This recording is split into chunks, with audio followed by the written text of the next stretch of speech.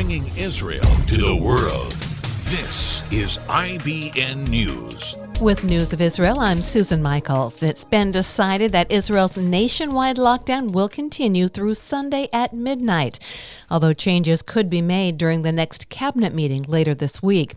A statement from the Prime Minister's office said the delay is due to the still rather high coronavirus infection rate and lack of information on the holiday's effect on national morbidity.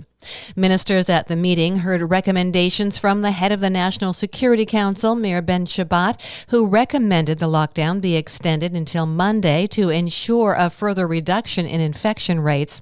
Earlier in the day, the Health Ministry announced that positive tests had dropped to just under 5%, the lowest since early July. Ben-Shabbat also recommended a nighttime curfew should be imposed as part of the exit strategy for this second lockdown, which began in mid-September.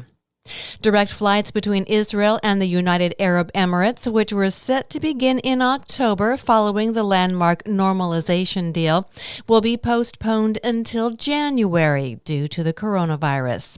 The air link between the two countries aims to open up tourism and business opportunities to offset the slowdown in economies due to COVID-19. However, the second lockdown in Israel, which has one of the world's highest infection rates per capita, has put the plans on hold.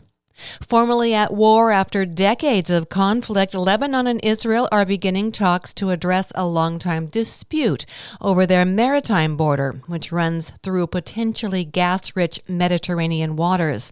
The talks, being mediated by the U.S., follow 3 years of diplomacy by Washington and were announced weeks after pressure was increased on allies of Lebanon's Iran-backed Hezbollah.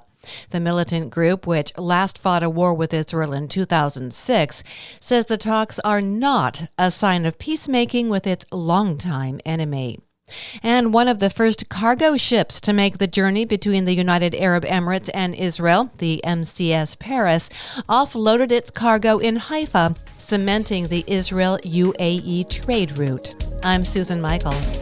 IBN, Israel Broadcast Network.